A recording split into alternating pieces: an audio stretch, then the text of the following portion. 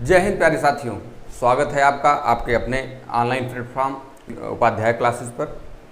साथियों, इसके पहले वाले वीडियो में हम लोगों ने कांग्रेस कैसे बनी इसको बहुत अच्छे से विस्तार पूर्वक समझा था। जो साथी उस वीडियो को ना देखे हों, प्लेलिस्ट बनी हुई है, आप लोग देख सकते हैं और हमारे टेलीग्राम ग्रुप से भी आप जुड़ सकते हैं। अब हम लोग इस वाले सेशन में कांग्रेस के प्रमुख अधिवेशनों को पढ़ेंगे, क्योंकि अधिवेशन से एक या दो नंबर के प्रश्न आपके जरूर आएंगे। वो सभी प्रतियोगी परीक्षाओं में पूछे जा सकते हैं। तो चलिए शुरुआत करते हैं इस सेशन की। आप लोग आराम से कापी पेन लेकर बैठ जाइए और हमारे साथ आप भी पढ़िए। पहले हम लोग समझते हैं कि कांग्रेस का जो अधिवेशन होता था, अधिवेशन मतलब प्रत्येक वर्ष, पहले समझ लें अधिवेशन क्या होता था। अधिवेशन वही होता है जिसे प्रत्येक वर्ष हम लोगों ने क्या किया और क्या ज़रूरत है, इस मतलब कि देश स्तर पर, प्रदेश स्तर पर जनता के बीच में क्या ज़रूरत है उसकी समीक्षा करेंगे और ज़रूरतों के बारे में हम लोग वहाँ पर एक जैसे बैठक होगी, बैठक में हम लोग अपने ज़रूरतों को बताएंगे और यह भी बताएंगे कि हम लोगों ने क्या किया इस वर्ष, हम लोगों ने क्या काम किया, क्या किस संगठन से कितने लोगों को जोड़ा। तो अधिवेशन उसी को कहते थे। अब यह अधिवेशन कैसे होता था? एक अधिवेशन होता था वार्षिक, एक अधिवेशन जो होता था वह वार्षिक अधिवेशन, यह तो फिक्स ही रहता था। वार्षिक अधिवेशन प्रत्येक वर्ष प्रत्येक इसकी जगह भी फिक्स रहती थी। दूसरा अधिवेशन क्या होता था? यह अधिवेशन होता था कि विशेष अधिवेशन, विशेष अधिवेशन। ठीक है साथियों, अब विशेष अधिवेशन किस लिए होता था इसको समझेंगे। तो विशेष अधिवेशन जो है वह जैसे कोई आपातकालीन स्थिति आ गई, किसी के ऊपर कोई प्रॉब्लम आ गई, देश स्तर पर, प्रदेश स्तर पर, राज्य स्तर पर, मतलब जिस स्तर पर भी अगर कोई प्रॉब्लम आती है जिसके लिए हम लोगों को एक बैठक करनी चाहिए। जैसे क्या होता है आप लोग समझिए, जैसे अभी आपने सुल्तानपुर ज़िले में कोई एक घटना हुई तो योगी जी ने तत्काल बैठक की, उसके बारे में टीम गठित की, सब कुछ हो रहा है ना, तो वह तत्काल बैठक है। लेकिन जो हर बार अधिवेशन होते हैं, मतलब हर बार बैठक होती है, वह फिक्स रहती है, लेकिन यह तत्कालिक बैठक है। उसी प्रकार से यह भी है कि अगर कोई आपातकालीन स्थिति आ जाती है या ऐसा कोई प्रॉब्लम आ जाती है तो उसके लिए हम लोग विशेष अधिवेशन बुलाएंगे। तो आज हम लोग वार्षिक अधिवेशनों को पढ़ेंगे, जो प्रमुख अधिवेशन है, प्रमुख अधिवेशन इनको पढ़ेंगे और इनसे प्रतियोगी परीक्षाओं में काफ़ी बार प्रश्न पूछे गए हैं। आप उन प्रश्नों को भी लास्ट में करवाया जाएगा। और विशेष अधिवेशनों को पढ़ेंगे। विशेष अधिवेशन बहुत ज़्यादा नहीं हुए हैं, लेकिन वार्षिक अधिवेशन जो 1885 से लेकर लगातार 1947 तक हुए हैं, 1947 तक ही हमको अधिवेशनों को पढ़ना है। तो चलिए शुरुआत करते हैं कांग्रेस के प्रथम अधिवेशन। ठीक है, कांग्रेस के प्रथम अधिवेशन कब हुआ? कांग्रेस का प्रथम अधिवेशन जो है, प्रथम अधिवेशन आप जानते ही हैं, जब कांग्रेस बनी 1885 ईस्वी में। इसकी पूर्व जो लेक्चर हुआ था उसमें यह कुछ बातें हुई भी थी, फिर भी हम लोग थोड़ा सा दोहरा लेते हैं। 1885 में कांग्रेस की स्थापना हुई। इसके अध्यक्ष बनते हैं WC बनर्जी, अध्यक्ष बनेंगे WC बनर्जी। ठीक है, मतलब कि वेमेश चंद्र बनर्जी इसके अध्यक्ष हुए। इसके सचिव हुए, सचिव कौन हुए आप लोग बताएंगे भी कमेंट बॉक्स में। A.O. ह्यूम इसके सचिव हुए। इन्होंने ही इसकी स्थापना भी की थी, आपको पता होगा, पुराने वीडियो में हम लोगों ने उसको अच्छे से समझा था। कांग्रेस के प्रथम अधिवेशन, इसमें मैंने एक बात और बताई थी कि 9 प्रस्ताव पास हुए थे, 9 प्रस्ताव पास हुए थे। उन प्रस्तावों की भी चर्चा हुई थी पिछले वाले सेशन में। ठीक है, और क्या प्रमुख बातें हो सकती हैं इस मतलब प्रथम अधिवेशन से, कब क्या प्रश्न आ सकते हैं? तो पहली चीज़ कि कब हुआ? कांग्रेस का प्रथम अधिवेशन 1885 ईस्वी में हुआ। अध्यक्ष कौन थे? WC बनर्जी। सचिव जो है वह बहुत कम पूछा जाता है, लेकिन आप लोग जैसे कुछ ना याद कीजिएगा, लेकिन सन याद कर लीजिएगा और अध्यक्ष जरूर याद कीजिएगा, जितना अधिवेशन में पढ़ाऊँ। ठीक है, इन प्रस्तावों को, ये सारी चीज़ें भी याद कर लीजिएगा, लेकिन प्रमुखतः तो ये जरूर याद रहना चाहिए, क्योंकि यहाँ से प्रश्न बन सकते हैं और जब ये चीज़ें याद रहेंगी तो ये अपने आप याद आ जाती हैं। 9 प्रस्ताव पास हुए। और एक प्रमुख बात इसकी क्या थी कि इसमें कितने प्रतिनिधि शामिल हुए, कितने प्रतिनिधि शामिल हुए, कितने प्रतिनिधि शामिल हुए। बहुत इंपॉर्टेंट प्रश्न है यह, बहुत इंपॉर्टेंट है, इसको जरूर याद कर लीजिएगा। तो इसमें जो है 72 प्रतिनिधि शामिल हुए। जो कांग्रेस का प्रथम अधिवेशन हुआ था, प्रश्न बन सकता है कि उसमें कितने प्रतिनिधि शामिल हुए। प्रतिनिधि मतलब कितने लोग आए थे। तो आप लोग जरूर इसको याद रखिएगा कि 72 लोग उसमें शामिल हुए, 72 प्रतिनिधि उसमें शामिल हुए थे। और इसमें क्या चर्चा हुई थी इसके बारे में हम लोग समझते हैं। इसकी प्रमुख बातों में एक बात और है कि इसमें नमक कर के बारे में चर्चा हुई थी। नमक कर के बारे में चर्चा हुई थी, चर्चा हुई थी। उस समय नमक कर जो था वह बहुत बड़ा मुद्दा हुआ करता था। अब आप लोग सोच रहे होंगे कि नमक कर यहाँ पर कहाँ आ गया, तो वो तो दांडी यात्रा में ही आना चाहिए। लेकिन यहाँ से जैसे अगर बहुत ज़्यादा डीप प्रश्न पूछेगा वो एग्जामिनर, तो वह पूछ सकता है कि नमक कर के बारे में कांग्रेस के किस अधिवेशन में प्रथम बार चर्चा हुई। कांग्रेस के किस अधिवेशन में प्रथम बार चर्चा हुई, तो आप लोग याद रखेंगे कि कांग्रेस के 1885 वाले अधिवेशन में, जिसकी अध्यक्षता WC बनर्जी ने की थी, उसमें नमक कर के बारे में चर्चा। अगर प्रश्न पूछे कि नमक कर के बारे में चर्चा किस अधिवेशन में हुई थी, तो नमक कर के बारे में चर्चा कांग्रेस के प्रथम अधिवेशन में हुई थी, जिसकी अध्यक्षता WC बनर्जी ने किया था और सन 1885 था। और एक प्रमुख बात है इसके बारे में कि सुरेंद्र नाथ बनर्जी उस समय कांग्रेस के प्रथम अधिवेशन में कौन ऐसे व्यक्ति थे जो नहीं शामिल हुए थे। शामिल होने का मतलब कि बहुत सारे ये नेता थे, तो ये नहीं शामिल हुए थे। इनका नाम उस समय जाना जाता था इनको, जैसे आज के लोगों में जैसे मोदी जी को जाना जाता है, उस तरीके से ये भी अच्छे नेता माने जाते हैं। तो ये नहीं शामिल हुए थे। तो प्रश्न पूछ सकता है कि कौन ऐसे नेता थे जो नहीं शामिल हुए थे। उसमें 4 नेताओं का नाम दे देगा, उसमें सुरेंद्र नाथ बनर्जी का भी नाम रहेगा। तो इनका नाम याद रखिएगा कि सुरेंद्र नाथ बनर्जी जो थे वो शामिल नहीं हुए थे। अब हम लोग दूसरे अधिवेशन पर चर्चा करते हैं। प्रथम अधिवेशन समाप्त हो गया है, इसको आप लोग नोट कर लीजिए। फिर दूसरे अधिवेशन को हम लोग समझते हैं। देखिए, छोटी छोटी बातें हैं, इसको याद रखना है आप लोगों को। प्रथम अधिवेशन समाप्त हो गया, अब हम लोग कांग्रेस का दूसरा अधिवेशन पढ़ेंगे। दूसरा अधिवेशन, ठीक है। कांग्रेस का दूसरा अधिवेशन जो है यह 1886 में हुआ था। 1886 ईस्वी में, 1886 ईस्वी में कहाँ हुआ था? कलकत्ता में हुआ था, कलकत्ता में हुआ था। कांग्रेस का दूसरा अधिवेशन कब हुआ? 1886 में। कहाँ हुआ? कलकत्ता में हुआ। इसकी अध्यक्षता किसने की? तो इसकी अध्यक्षता जो है, इसके अध्यक्ष जो हैं, अध्यक्ष वो दादा भाई नौरोजी। ये दादा भाई नौरोजी वही दादा भाई नौरोजी हैं जिन्होंने कहा था कांग्रेस जो पहले दूसरे नाम से जाना जाता था, भारतीय राष्ट्रीय संघ के नाम से जाना जाता था, उसका नाम बदलकर इन्होंने ही कांग्रेस रखा था। प्रश्न यहाँ से भी पूछा जा सकता है कि कांग्रेस को कांग्रेस किसने कहा, पहली बार कांग्रेस को कांग्रेस किसने बनाया? तो दादा भाई नौरोजी ने बनाया था। और हाँ, इसके बारे में और चर्चाएं होती हैं कि इसमें मुस्लिम सदस्य कितने शामिल हुए थे। मुस्लिम सदस्य, कांग्रेस के दूसरे अधिवेशन में कितने मुस्लिम सदस्य शामिल हुए थे? तो 33 मुस्लिम सदस्य शामिल हुए थे। 33 मुस्लिम सदस्य, ठीक है, मुस्लिम सदस्य शामिल हुए थे। 33 मुस्लिम सदस्य शामिल हुए थे, ठीक है। और इसके बारे में हम लोग चर्चा करते हैं कि कांग्रेस के दूसरे अधिवेशन में कुल कितने रुपए की खर्चा हुई थी। कांग्रेस के दूसरे अधिवेशन में ये सब बहुत डीप बातें हैं, यहाँ से प्रश्न नहीं पूछेगा। तो कांग्रेस के दूसरे अधिवेशन में जो है 16,000 रुपये की खर्चा हुई थी। 16,000 रुपये खर्चा हुआ था। इसमें बिहार का बहुत बड़ा योगदान था। यहाँ के दरभंगा महाराज थे, इन्होंने बिल्डिंग खरीद कर दे दी थी। ये सारी बातें हैं, लेकिन इससे आपके प्रश्न में बनेंगे नहीं।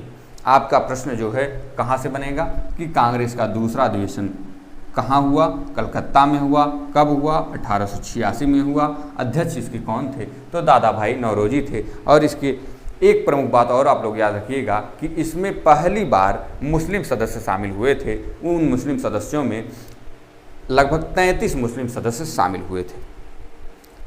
और इसमें एक बात और याद रखनी है कि उस समय जैसे पहले में कांग्रेस के फर्स्ट अधिवेशन में आप लोगों को याद होगा कि 72 प्रतिनिधि शामिल हुए थे, इसमें लगभग 436 प्रतिनिधि शामिल हुए थे, 436 प्रतिनिधि। और एक बात इसमें याद रखना चाहिए आप लोगों को कि इन 436 प्रतिनिधियों को अंग्रेजों ने एक भोज कराया था, इन लोगों को वेलकम पार्टी दी थी। उस वेलकम पार्टी को कहा जाता है कि उद्यान भोज, उद्यान भोज, उद्यान भोज, उद्यान भोज दिया था इनको, जिसको वेलकम पार्टी के नाम से जाना जाता, मतलब भोजन कराया था। एक जैसे होता नहीं है, अंग्रेज उस समय परेशान थे तो कांग्रेस बनी, उसके बाद उन लोग दिखाने के लिए एक पार्टी दी, उद्यान भोज जिसके नाम जिसको जाना जाता है।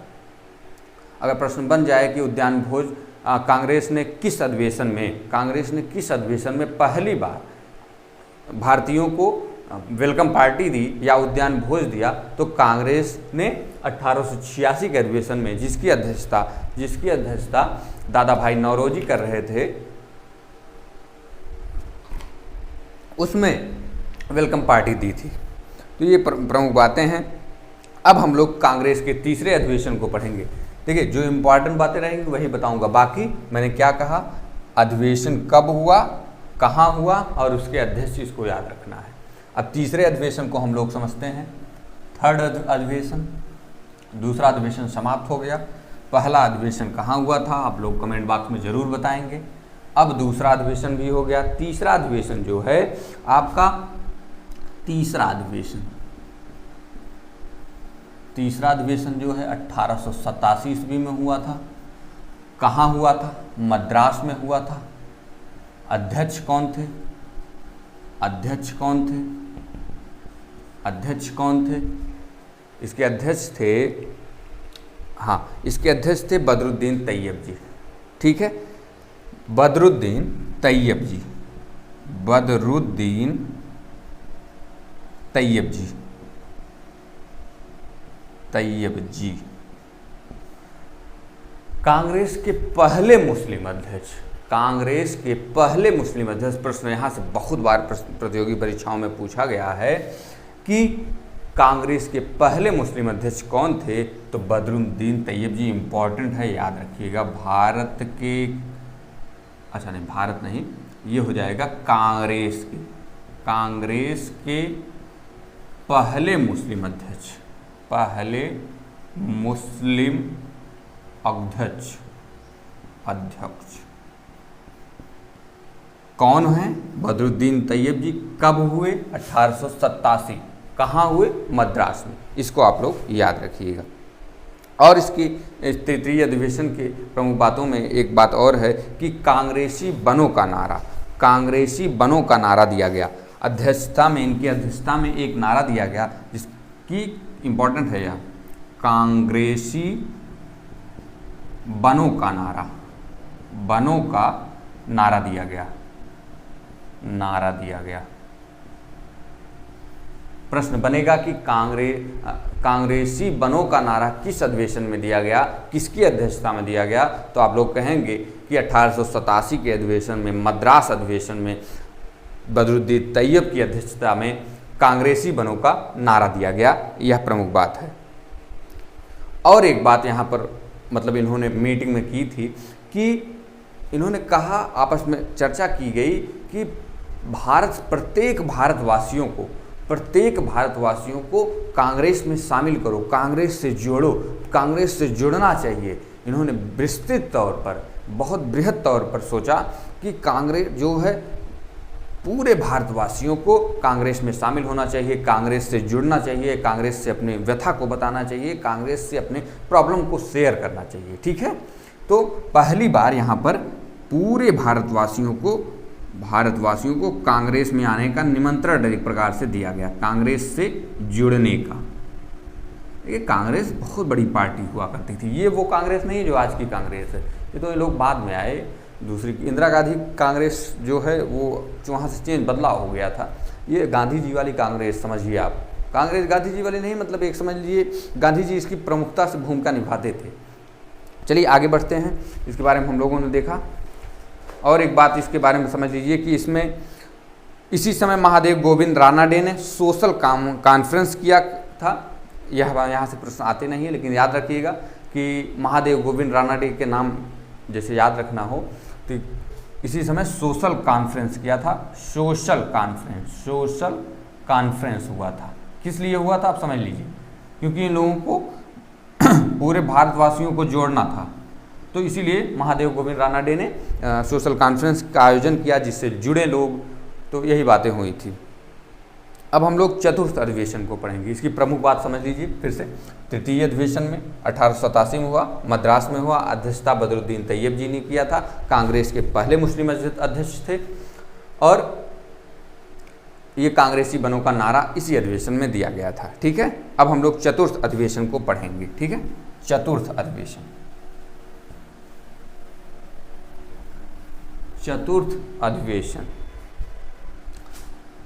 चतुर्थ अधिवेशन को हम लोग पढ़ेंगे साथियों। चतुर्थ अधिवेशन जो है यह 1888 ईस्वी में हुआ था। 1888 ईस्वी में हुआ था। अध्यक्ष कौन थे? अध्यक्ष इसके थे जॉर्ज यूले। 1888 में शायद मद्रास में हुआ था, हाँ नहीं इलाहाबाद में हुआ। 1888 इलाहाबाद में हुआ था। चतुर्थ अधिवेशन कहाँ हुआ? इलाहाबाद में हुआ। कब हुआ? 1888 ईस्वी में हुआ। इसके अध्यक्ष कौन थे? जॉर्ज यूले थे। इनके बारे में भी प्रश्न बनता है कि प्रथम यूरोपियन अध्यक्ष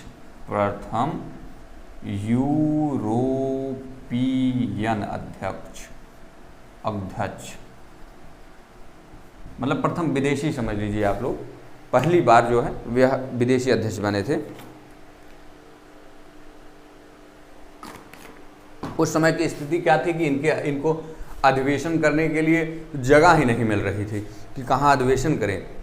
संख्या बल अधिक हुआ करता था तो जगह नहीं मिल रही थी। तो उस समय क्या हुआ था कि तब दरभंगा महाराज हुआ करते थे, बिहार के थे वो। उन्होंने लोधर काउंसिल जो थी, लोधर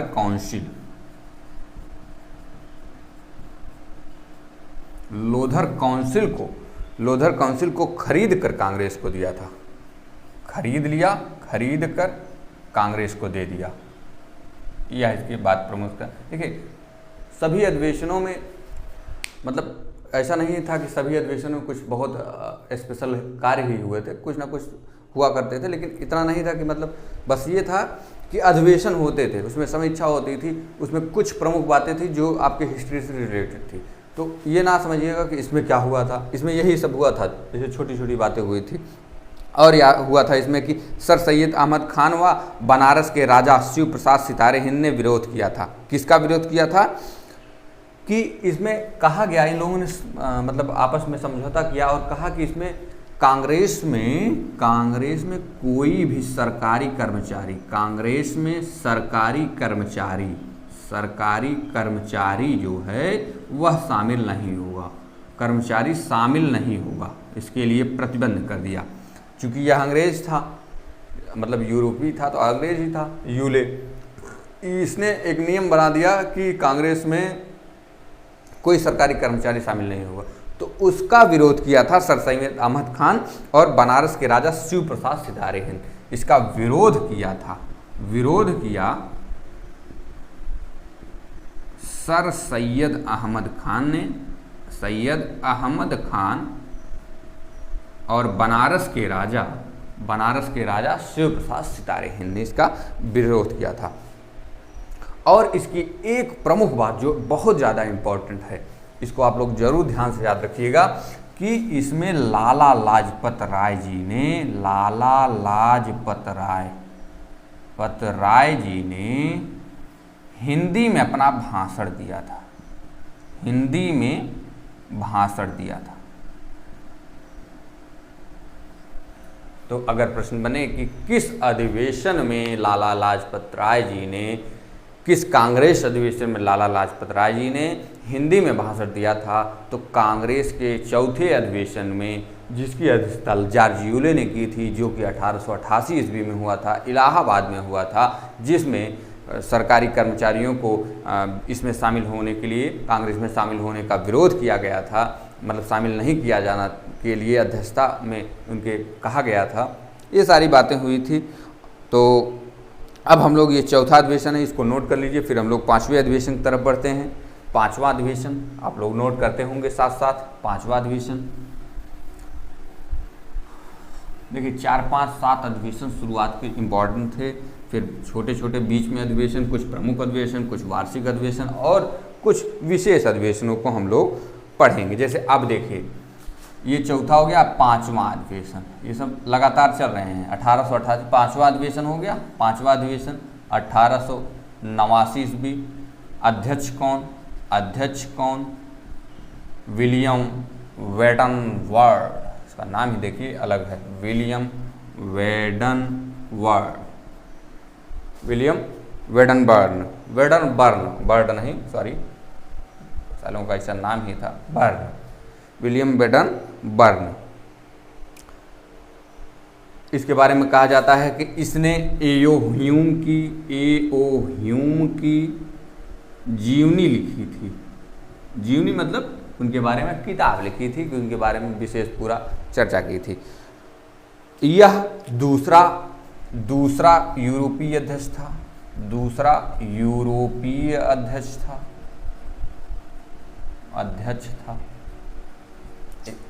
अब देख रहे हैं आप लोग, शुरुआत में कांग्रेस बन गई।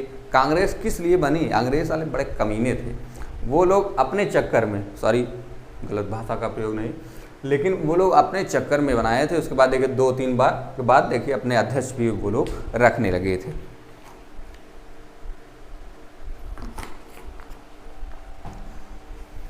और इसके बारे में, पाँचवें अधिवेशन के बारे में प्रमुख बात थी कि इसमें महिलाएं भी शामिल हुई। इसमें पहली बार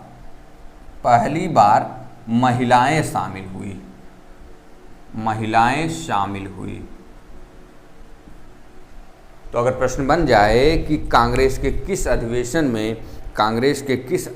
में महिलाएं शामिल हुई, तो 1889 के अधिवेशन में महिलाएं शामिल हुई थी। ठीक है, और इसकी अध्यक्षता किसने की थी? तो उसी ने की थी जिसने एओ ह्यूम की जीवनी लिखी थी। उसका क्या नाम था? विलियम वेडनबर्ड नाम था। चलिए अब इसके बारे में थोड़ा सा और पढ़ते हैं कि इसी समय लंदन में एक कांग्रेस की शाखा जन्मी। वहाँ पर जिसका नाम था, इसी समय लंदन में, समझ लीजिए जैसे अब यह कांग्रेस बढ़ रही है, इसका लंदन में एक मतलब शाखा बन गई जिसका नाम था ब्रिटिश इंडिया कंपनी। ठीक है, और इसका चुनाव हुआ। इसके अध्यक्ष बने विलियम डिग्बी।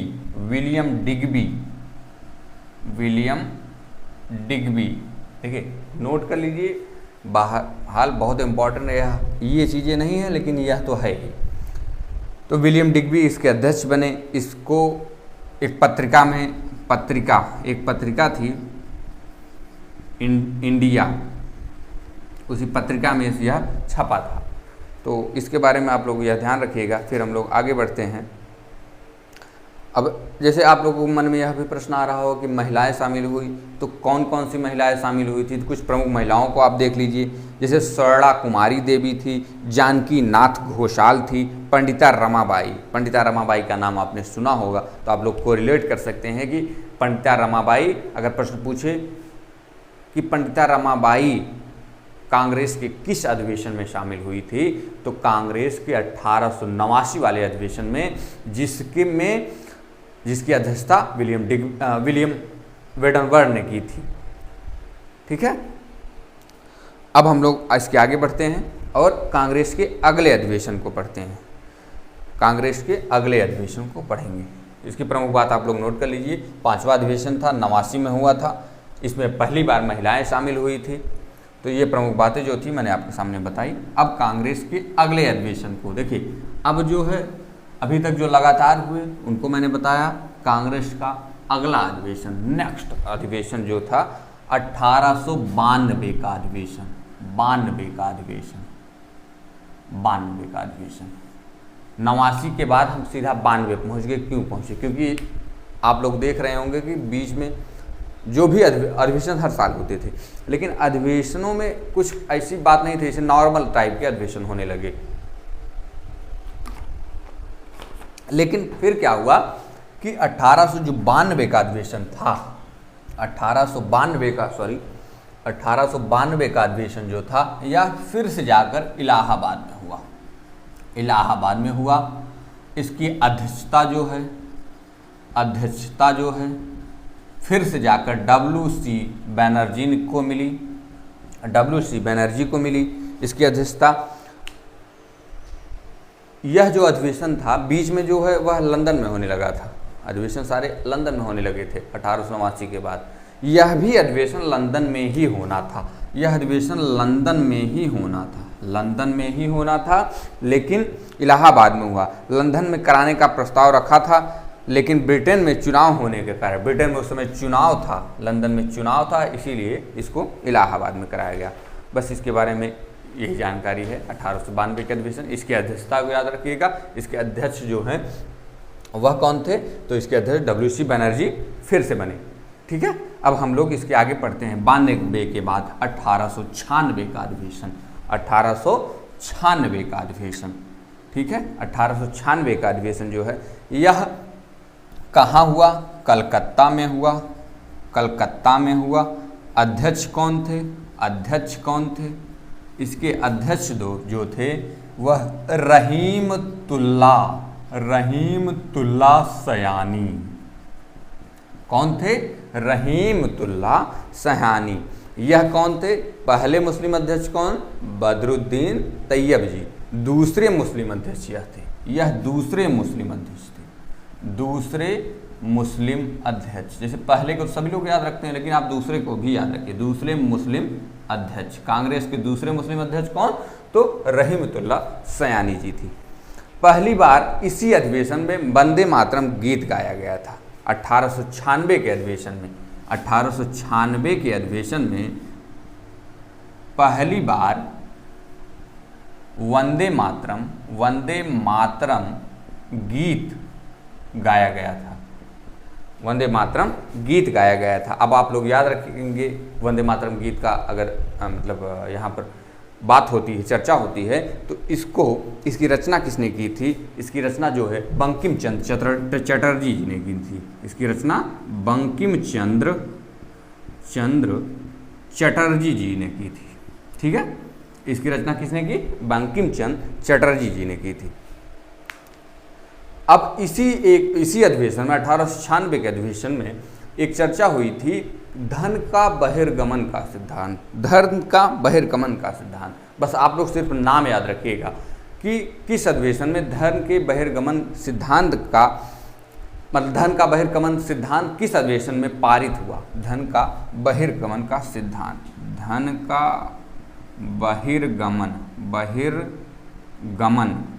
सिद्धांत इसी अधिवेशन में पारित हुआ था। किसने पारित किया?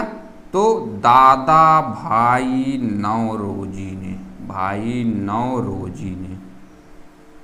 ठीक है, धन का बहिर्गमन का सिद्धांत। ठीक है, अब हम लोग इसके आगे पढ़ेंगे। इसको फिर से आप लोग नोट कर लीजिए।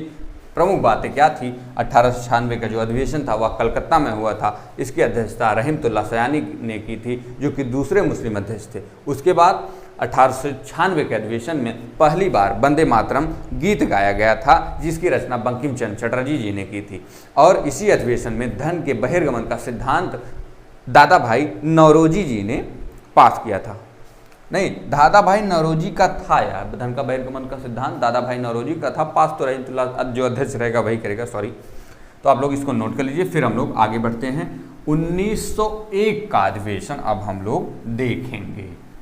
एक का अधिवेशन, 1901 का अधिवेशन, ठीक है। कहाँ हुआ? यह कहाँ हुआ था? कलकत्ता में हुआ था, कलकत्ता में हुआ। अध्यक्ष दिनशा एडुल्वी वाचा, दिनशा एडुल्वी वाचा। आप लोग नोट कर लीजिए, तब तक मैं थोड़ा सा इंक जो है अपने दोनों मार्करों में डाल लेता हूँ। साथियों देखिए, आप लोग थोड़ा सा लगातार पढ़ाई करते रहिए, मैं ना पढ़ाऊँ फिर भी पढ़ते रहिए। आप लोग पढ़ते होंगे, बड़े अच्छे हैं आप लोग। बाकी समय है, देखिए शिक्षक भर्ती का भी लगभग आप लोग समझ रहे हैं, इस समय न्यूज़ में छाया हुआ है। शिक्षक भर्ती कहीं न कहीं किसी न किसी माध्यम से हम लोगों के सामने जो है वह दिख रही है। हम लोगों को समझ में आ रहा है कि हो सकता है चुनाव में आ जाए, क्योंकि हमारे योगी आदरणीय मुख्यमंत्री जी योगी आदित्यनाथ जी ने सभी जो विभाग हैं सबसे ब्यौरा मांगा है, और ब्यौरों में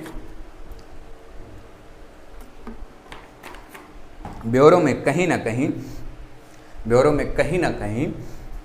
51,000 कुछ शिक्षक भर्ती का एक जो रास्ता है वह दिख रहा है, क्योंकि समाचार पत्रों के माध्यम से आप लोगों ने भी देखा होगा। तो चलिए, हम लोग 1901 का अधिवेशन देख रहे थे। 1901 का अधिवेशन जो कि कलकत्ता में हुआ था, अध्यक्षता दिनशा एडुल्वी वाचा ने की थी। इसकी सबसे प्रमुख बात क्या थी, इसको यह भी नहीं पूछेगा, लेकिन यह पूछ लेगा कि गांधी जी इसी अधिवेशन में पहली बार हिस्सा लिए थे।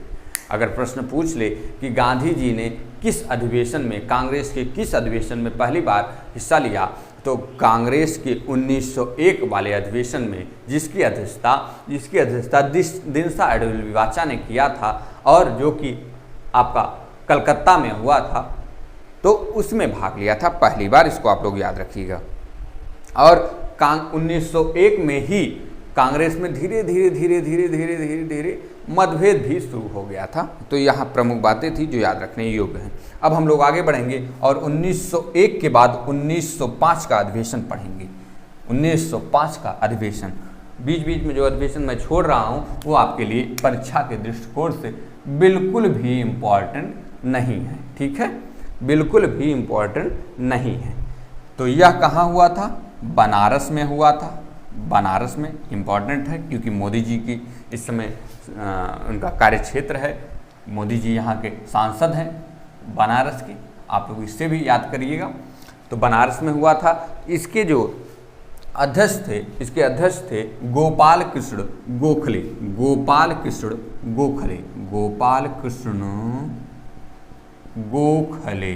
कौन अध्यक्ष थे? तो गोपाल कृष्ण गोखले जी 1905 का जो अधिवेशन हुआ था उसके अध्यक्ष हुआ करते थे, यह आप लोग याद रखिएगा। और इसमें प्रमुख बातें क्या थी कि बंगाल विभाजन के विरोध का प्रस्ताव इसी अधिवेशन में पारित हुआ था। बंगाल विभाजन के विरोध का प्रस्ताव, बंगाल विभाजन के विरोध का प्रस्ताव। देखिए, अभी आप लोग एक साइड पढ़ रहे हैं, कांग्रेस का अधिवेशन अगर आप एक साइड पढ़ लेते हैं, फिर आप लोग यह चीज़ें जो अभी आप लोगों को समझ नहीं आ रहा, बंगाल विभाजन कहाँ से आ गया, इधर कांग्रेस का अधिवेशन किस लिए हो रहा था, क्योंकि इसमें वही चीज़ें प्रॉब्लम सॉल्व की जा रही थी जो अंग्रेज हम लोगों के ऊपर प्रॉब्लम दे रहे थे। उसी चीज़ों को हम सॉल्व करने के लिए अधिवेशन करते थे। तो अब आप समझिए कि बंगाल विभाजन के विरोध का प्रस्ताव, इसका मतलब बंगाल विभाजन होगा। पहले बंगाल जो काफ़ी बड़ा हुआ करता था, फिर धीरे धीरे उसको चेंज किया गया, बीच हिस्से से काट दिया गया, उसको भी मैं आगे समझा दूंगा। तो इसको आप समझिए कि बंगाल विभाजन के विरोध का प्रस्ताव कांग्रेस के किस अधिवेशन, जैसे कांग्रेस से अगर प्रश्न आए तो आप लोग उसको सटीक कर पाएँ। इसके बाद हम लोग आगे पढ़ेंगे, सारी बातें पढ़ेंगे, आप परेशान ना होइए, ठीक है। तो बंगाल विभाजन के विरोध का प्रस्ताव जो है 1905 के अधिवेशन में बनारस में पास हुआ था। जिसकी अध्यक्षता गोपाल कृष्ण गोखले जी ने किया था।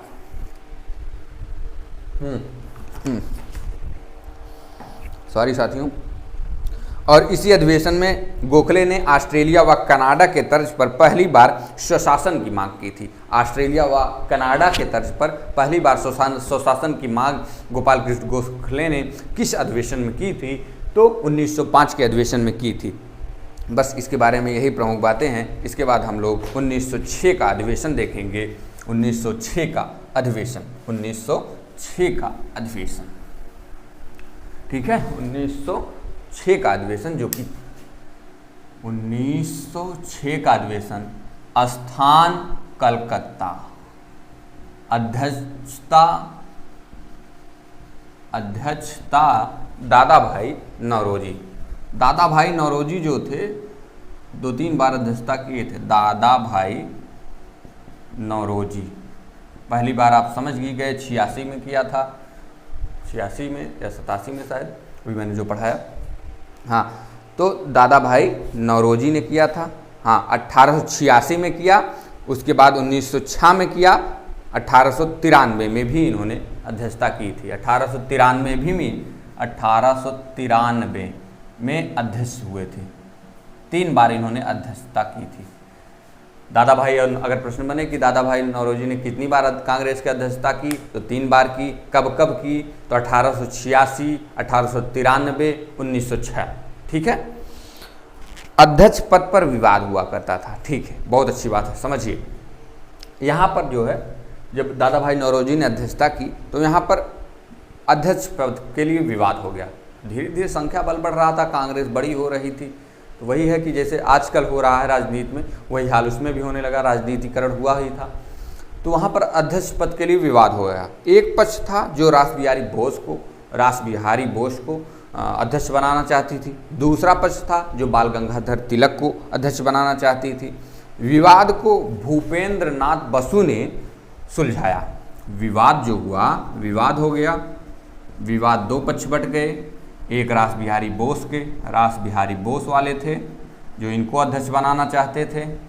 दूसरा जो थे बाल गंगाधर तिलक को अध्यक्ष बनाना चाहते थे। बाल गंगाधर तिलक जी को अध्यक्ष बनाना चाहते थे। इस विवाद को सॉल्व किया भूपेंद्र नाथ बसु ने, ठीक है, बसु ने सॉल्व किया और दादा भाई नौरोजी को अध्यक्ष बनाया, ठीक है।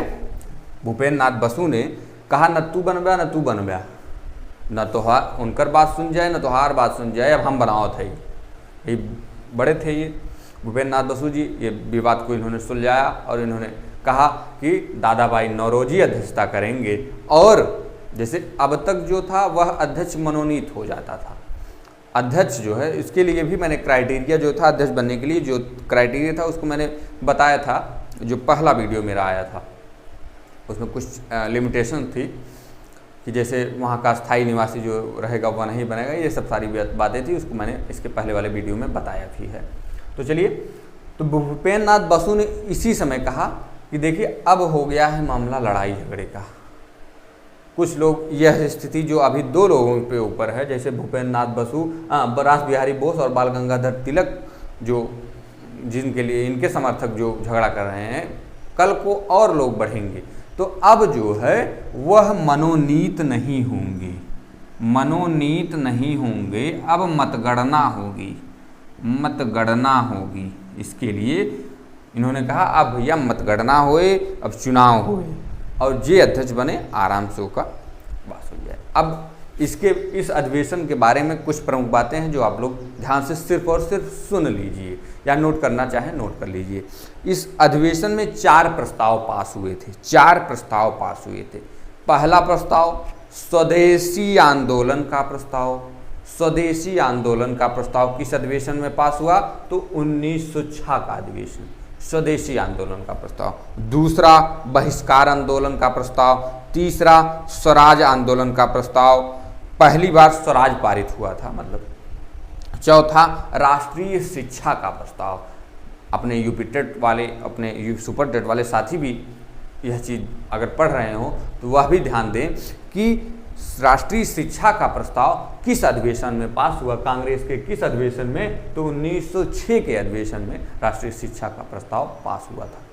4 अधिवेशन जो थे पास हुए थे। पहला स्वदेशी आंदोलन का प्रस्ताव, बहिष्कार आंदोलन का प्रस्ताव, स्वराज, पहली बार स्वराज का प्रस्ताव और राष्ट्रीय शिक्षा का प्रस्ताव। 4 प्रस्ताव इस अधिवेशन में पास हुए थे।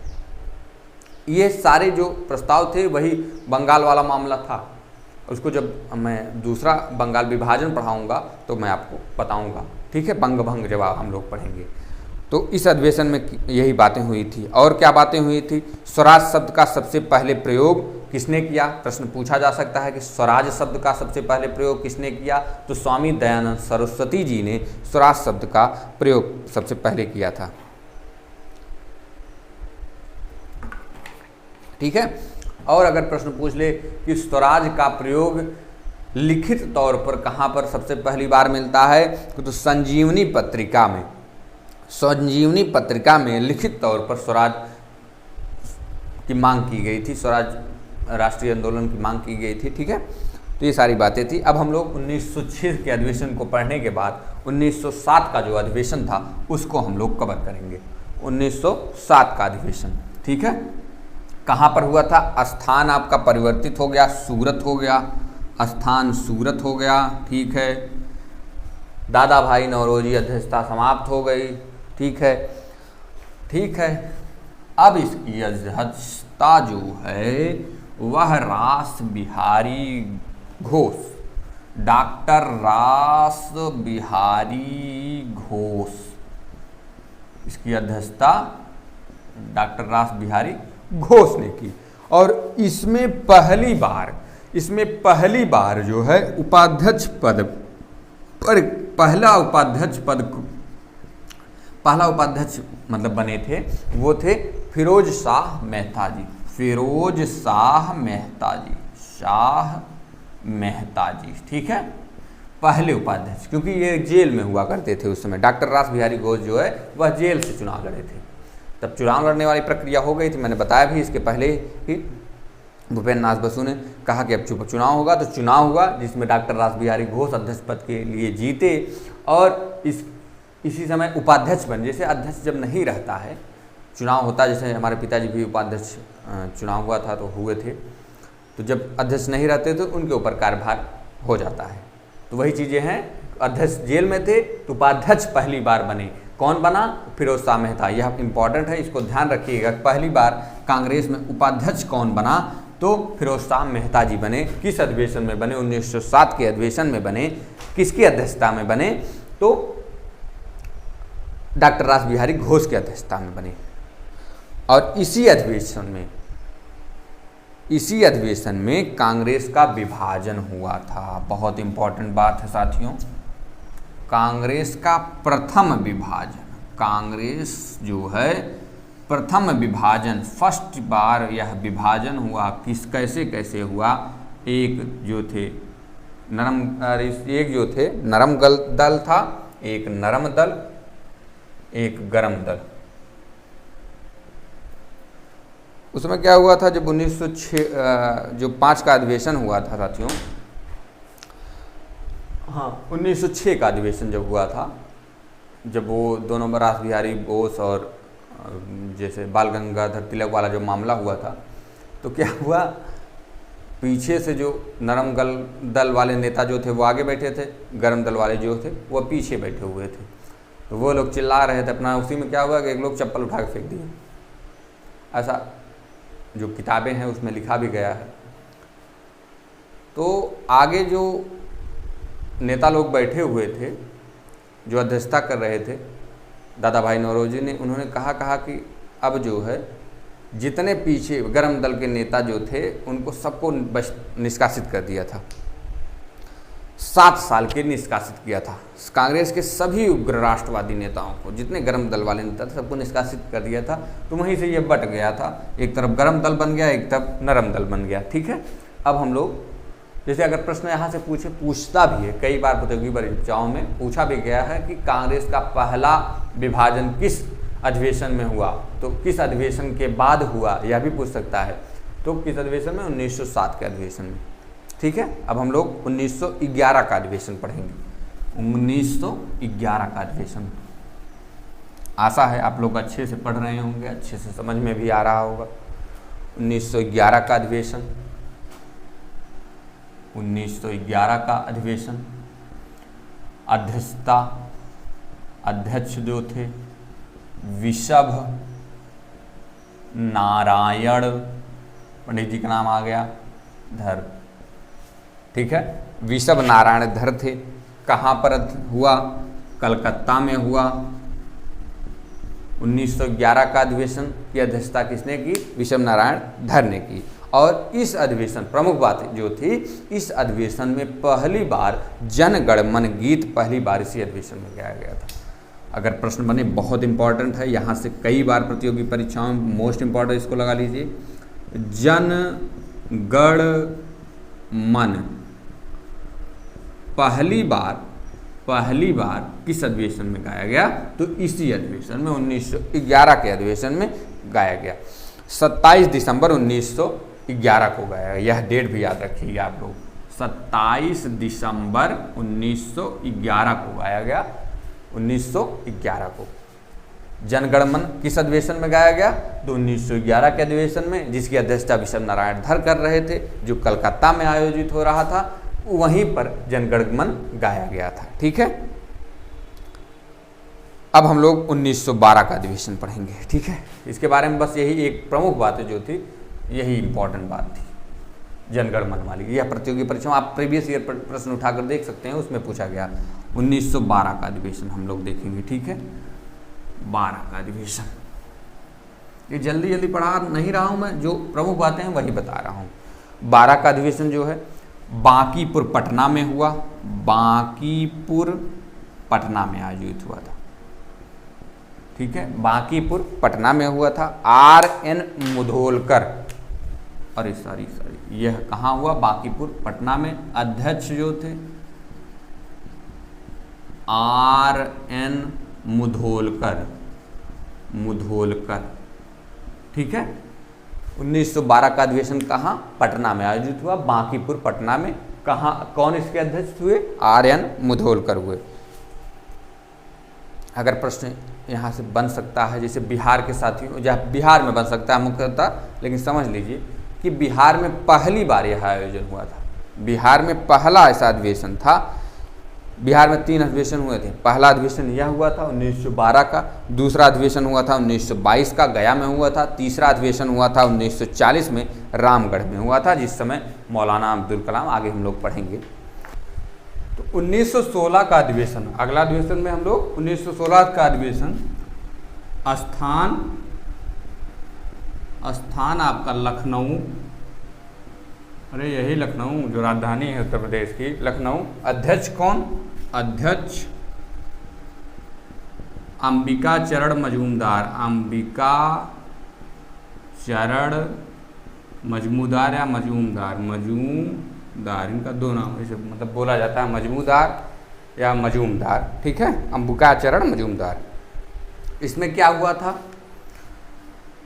प्रमुख बात इसकी इंपॉर्टेंट, जैसे जो नरम दल गरम दल 1906 के बाद 1907 के आसपास अलग हुआ था, वह गरम दल और नरम दल, नरम दल प्लस गरम दल 1916 में फिर जाकर एक हुए, समझौता हुआ इनके बीच। और इसकी मध्यस्थता कौन की थी?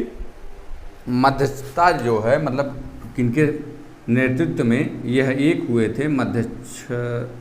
मध्यस्थता तो एनी बेसेंट थी। एनी बेसेंट, उन्होंने समझौता कराया था इन दोनों के बीच में। एनी बेसेंट थी, बाल गंगाधर तिलक जी थे, इन्होंने समझौता कराकर नरम दल और गरम दल को एक कर दिया था। ठीक है, और यहाँ पर क्या हुआ था? कांग्रेस और मुस्लिम लीग के भी थोड़ा सा अनबन हो गई थी, उसको भी एक किया गया, समझौता वहाँ पर भी किया गया। वहाँ पर जिन्ना और बाल गंगाधर तिलक, कांग्रेस, ये लगभग यहाँ इनका कांग्रेस और मुस्लिम लीग इसमें लगभग होता रहता था। जिस तरह से आगे बढ़ते रहे, जब मुस्लिम लीग का थोड़ा सा प्रतिनिधित्व बढ़ता गया, तो ये लोग आपस में उलझते रहे। यहाँ पर दोनों एक हुए, यहाँ पर मोहम्मद अली जिन्ना और वही बाल गंगाधर तिलक। बाल गंगाधर तिलक बड़े अच्छे स्वभाव के थे, ये बुजुर्ग टाइप से, तो इन्होंने यहाँ पर मध्यस्थता की थी। अगर प्रश्न बन सकता है कि किस अधिवेशन में दो नरम दल और गरम दल एक हुए, मतलब किस अधिवेशन में नरम दल गरम दल के बीच समझौता हुआ, तो 1916 के अधिवेशन में। और किसके मतलब अध्यक्षता में या किसके मध्यस्थता में? अध्यक्षता और मध्यस्थता में अंतर है। अध्यक्षता अगर पूछ लेगा तो अंबिका चरण मजमूदार पूछ लेगा। अगर मध्यस्थता पूछेगा मतलब जैसे मीडिएटर होते हैं, मीडिएटर कुछ लोग रहते हैं समझाने के लिए, भैया तो ऐसा बात है कोनो बता है समझ लीजिए, कोनो दिक्कत है तो सब आपस में बटा है, ऐसे अच्छा ना विकास ना हो पाओ, इस तरीके से। तो मध्यस्थता एनी बेसेंट और बाल गंगाधर तिलक ने की थी। वही सेम प्रक्रिया कांग्रेस और मुस्लिम लीग के बीच भी अनबन थी, उसको समझौता कराया गया, उसमें जिन्ना और बाल गंगाधर तिलक। वैसे भी मुस्लिम लीग का जहाँ भी नाम आता है तो जिन्ना वहाँ पर सबसे आगे रहेंगे, ठीक है। और इस फैसले का विरोध मदन मोहन मालवीय ने किया।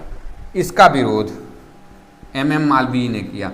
मदन मोहन मालवीय ने इसका विरोध किया था, जो कांग्रेस और मुस्लिम लीग एक हुई थी। सरोजिनी नायडू ने इसी अधिवेशन में कांग्रेस में शामिल हुई थी। सरोजिनी नायडू को अगर पूछा जाए, सरोजिनी नायडू किस अधिवेशन में शामिल हुई? सरोजिनी नायडू तो 1916 के अधिवेशन में इन्होंने भाग लिया था, अध्यक्षता में शामिल हुई थी। कांग्रेस ने पृथक निर्वाचन की मांग की।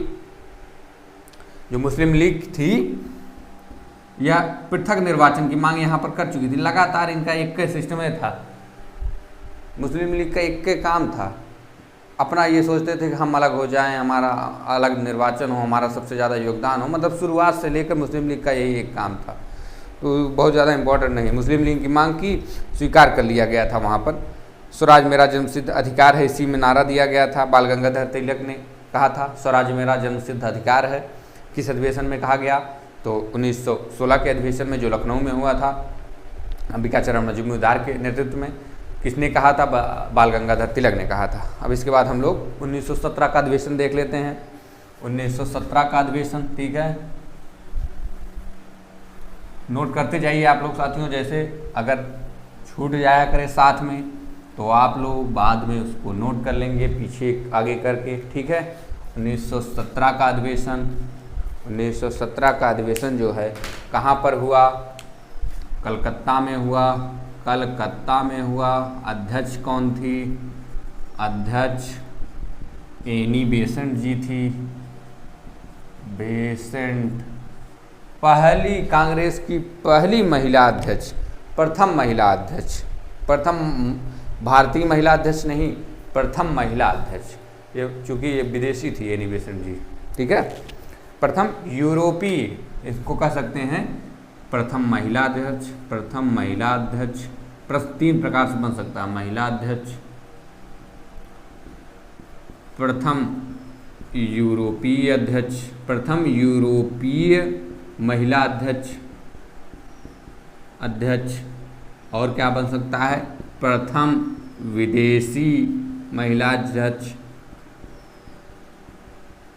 जहाँ जहाँ मैं इम्पोर्टेंट कहूँ साथियों, वो आप लोग ध्यान से, ये इम्पोर्टेंट पहले लगा हुआ है इसलिए मैंने उसको साफ़ नहीं किया। इम्पोर्टेंट है ये सारी चीज़ें, तो इसको ध्यान रखिएगा यहाँ पर। और एक बहुत इम्पोर्टेंट बात है, अपना तिरंगा झंडा जो है, तिरंगा झंडा, तिरंगा झंडा। अभी आप लोग परेशान ना होइए, सारी बातें मैं एक साथ एक वे में प्रश्नों के माध्यम से आपको बताऊंगा। अभी आप जितना मैं पढ़ा रहा हूँ पढ़ते जाइए। जब आप लास्ट में ये पढ़ने के बाद जब प्रश्न करेंगे आपको बहुत मज़ा आएगा। मैंने भी ऐसे किया है, मैं विदेश नहीं आया हूँ, मैं भी ऐसे ही पढ़ा हूँ, तो वही तरीका मैं अपना बता रहा हूँ। जो इस तरीके से मैं पढ़ा हूँ वही तरीका आपको पढ़ाने का मैं कर रहा हूँ। पहली बार तिरंगा झंडा इसी अधिवेशन में पहली बार तिरंगा झंडा फहराया गया था, ठीक है साथियों। जैसे क्या क्या आपको मतलब प्रश्न में पूछने लायक बातें होती हैं, जैसे वंदे मातरम गीत कब गाया गया, ये चीज़ें हो गई। जनगण मन कब गाया गया, पहली महिला अध्यक्ष, पहला विदेशी महिला अध्यक्ष, पहली भारतीय महिला अध्यक्ष, पहला यूरोपीय अध्यक्ष, महिला नहीं पुरुष में, प्रथम मुस्लिम अध्यक्ष, यही सब पूछा जाता है। बाकी मैं लाइन लेंथ से तभी पढ़ा रहा हूँ आप लोग को, बहुत अच्छे तरीके से प्रश्न आप देखेंगे, आराम से आपका इसी सॉल्व हो जाएगा। चलिए, एनी बेसेंट के बारे में अगर आप लोग जानना चाहें तो एनी बेसेंट जी आयरिश मूल की महिला थी। इनका जन्म ब्रिटेन में हुआ था। थियोसोफिकल सोसाइटी की सदस्य थी। होम रूल आंदोलन को स्थापित किया था इन्होंने। इनके बारे में थोड़ी सी बातें हैं, यह जान लीजिए आप लोग। अब इसके बाद हम लोग 1918 का अधिवेशन देखेंगे। 1918 का अधिवेशन, ठीक है। साथ ही साथ आप लोग नोट करते जाइएगा साथियों, मज़े के साथ पढ़ते जाइएगा। 1918 का अधिवेशन, ठीक, दिल्ली में हुआ। स्थान दिल्ली। अध्यक्ष एम मालवीय, मदन मोहन मालवीय, ठीक है, अध्यक्ष थे। हिंदी भाषा का उपयोग करने पर जोर देने का प्रस्ताव इन्होंने किया। थोड़ा मैं इनको तब तक डाल लेता हूँ। कांग्रेस 2-3 बार, एक बार जुड़ेगी, एक बार अलग होगी, वही हाल मुस्लिम लीग का है। मुस्लिम लीग ने कभी कांग्रेस का समर्थन ही नहीं दिल से किया। मुझे तो ऐसा लगता है पढ़ने के बाद कि मुस्लिम लीग ने कभी समर्थन नहीं किया। शुरुआत में तो किया था, लेकिन उसके बाद दशा खराब थी। तो हिंदी भाषा का उपयोग करने पर जोर दिया गया। इसी अधिवेशन में हिंदी भाषा का प्रयोग करने पर जोर दिया, क्योंकि अपने राष्ट्रभाषा हिंदी थी, तो हिंदी भाषा का प्रयोग करने पर जोर दिया। और अगर प्रश्न पूछा जाए कि कांग्रेस का दूसरा विभाजन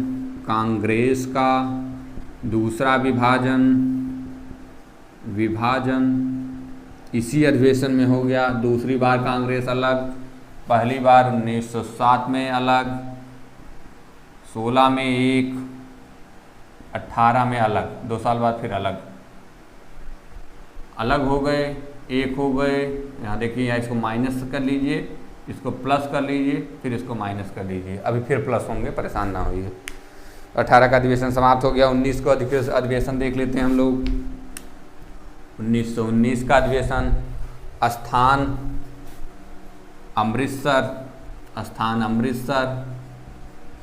अमृतसर। एक सेकंड, ऐसे नहीं सही रहता।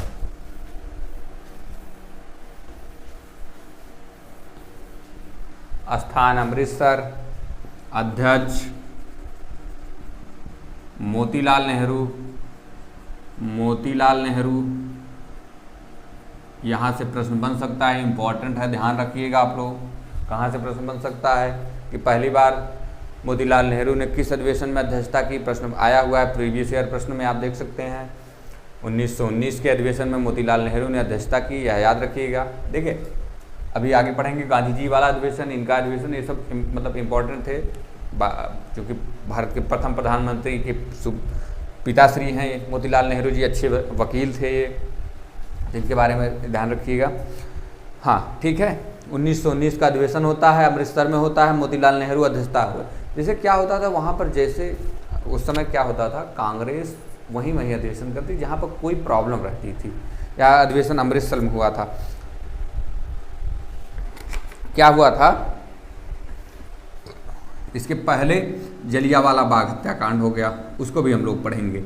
जलियांवाला बाग हत्याकांड,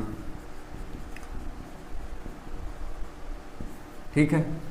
इसी अमृतसर में जो मतलब अधिवेशन हुआ, जलियांवाला बाग हत्याकांड के विरोध में प्रस्ताव पास हुआ। यहाँ पर जो ये बाग हत्याकांड हुआ है, इसका विरोध हम लोग करेंगे। निंदा प्रस्ताव, जिसका जो विरोध प्रस्ताव पास हुआ उसको निंदा प्रस्ताव के नाम से जाना गया। मतलब इन्होंने निंदा की, खड़ी घोर निंदा की। अरे भारतीयों को मार दिए थे अंग्रेज लोग, कितने लोग थे वो सब उसके बारे में जलियांवाला बाग हत्याकांड जब पढ़ेंगे तो उसको अच्छे से हम लोग पढ़ेंगे, ठीक है। और यहाँ पर इन्होंने खिलाफत आंदोलन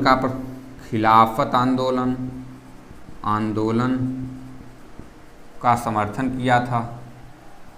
ये खिलाफत आंदोलन का समर्थन किया था।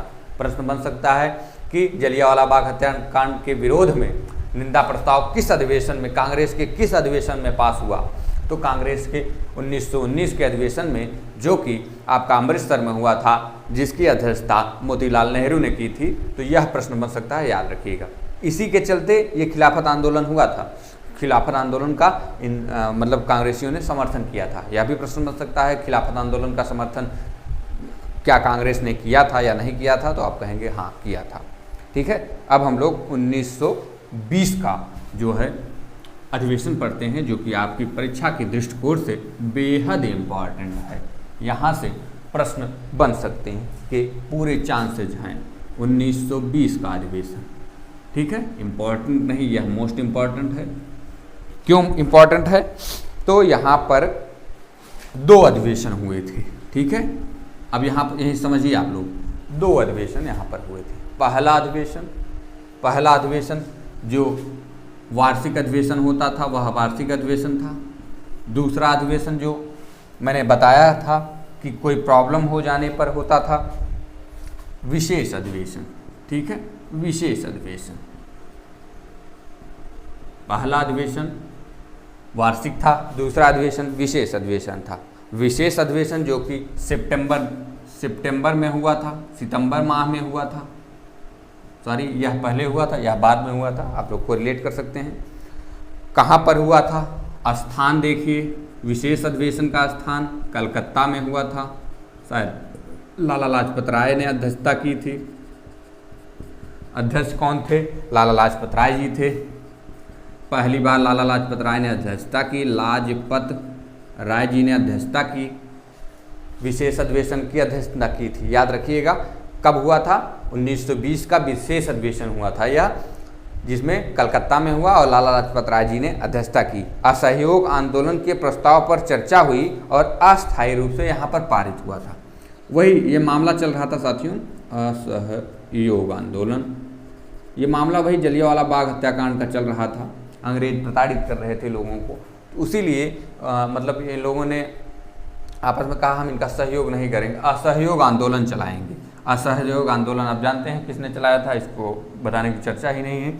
असहयोग आंदोलन का प्रस्ताव जो रखा गया, इसी विशेष अधिवेशन में प्रस्ताव रखा गया और यह अस्थायी रूप से पारित हुआ। मतलब इसका चूँकि अस्थायी रूप से पारित हुआ, मतलब हाँ हो गई कि यह प्रस्ताव पास हो गया, लेकिन अस्थायी चूँकि अधिवेशन वार्षिक अधिवेशन में ही होता था, चूँकि विशेष अधिवेशन था, चलता रहेगा और उसके बाद वार्षिक अधिवेशन में पक्के तौर पर यह पास हो जाएगा। अब होता है वार्षिक अधिवेशन साथियों।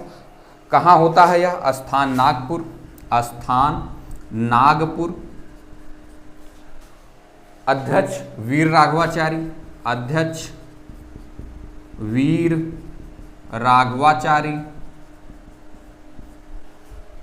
राघवाचारी।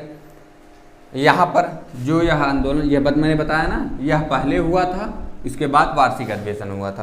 तो जो असहयोग आंदोलन यहाँ पर अस्थायी रूप से पारित हुआ था, उसको अब अस्थायी से अस्थायी रूप कर दिया गया, अस्थायी रूप से पारित कर दिया गया। ठीक है, भाषाई आधार पर राज्य बनाने का फैसला लिया गया। भाषाई आधार पर इसी अधिवेशन में आधार पर राज्य, मतलब जहाँ पर जिस भाषा के लोग रहेंगे वहाँ पर उसी अलग से राज्य बना दिया जाएगा। यह बात हुई। कांग्रेस ने पहली बार देशी रियासतों के प्रति अपनी नीति जारी की। उसको बहुत इम्पोर्टेंट नहीं, यह याद रखिएगा कि यहाँ पर जो असहयोग आंदोलन का प्रस्ताव पास हुआ था उसको पूरे तौर पर, मतलब कि उसको पूरा ठप्पा लग गया था, अस्थायी रूप से पास हो गया था। अध्यक्ष याद रखिएगा वीर राघवाचारी, विशेष अधिवेशन के अध्यक्ष लाला लाजपत राय।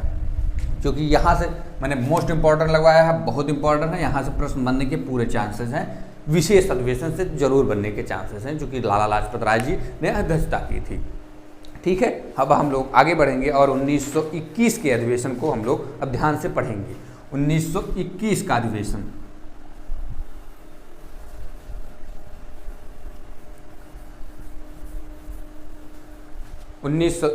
अधिवेशन, कहाँ पर हुआ? अहमदाबाद गुजरात।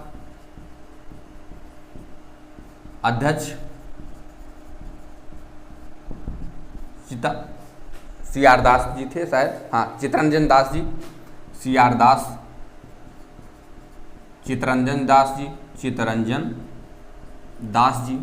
इसके अध्यक्ष थे। ठीक है, प्रथम कार्यकारी अध्यक्ष बनाया गया हकीम अजमल खान को। यहाँ पर प्रथम कार्यकारी अध्यक्ष बना, कोई प्रथम कार्यकारी अध्यक्ष बना किसी अधिवेशन में, किस लिए बना, वही हाल, ये जेल में थे, हकीम अजमल खान को बनाया गया। हकीम अजमल खान जी को प्रथम कार्यकारी अध्यक्ष, मतलब समझ लीजिए इनको उपाध्यक्ष। इसके पहली बार उपाध्यक्ष कौन बना था, आप लोग कमेंट बॉक्स में जरूर बताइए क्योंकि मैं पढ़ा चुका हूँ। प्रथम कार्यकारी अध्यक्ष या उपाध्यक्ष कह सकते हैं हकीम अजमल खान। क्या हाल था, क्योंकि सीआर दास जी जेल में थे, ठीक है, यह बात हो गई। जेल में रहते हुए पहली बार चित्तरंजन दास जी ने अध्यक्ष निर्वाचित हुए थे। पहली बार जेल में रहते हुए सीआर दास जी जो कि अध्यक्ष निर्वाचित हुए थे। और मध्य निषेध अस्पृश्यता उन्मूलन के प्रति सपोर्ट में प्रस्ताव पास हुआ था। यहाँ पर मध्य निषेध मतलब, थकाई लग गई साथियों,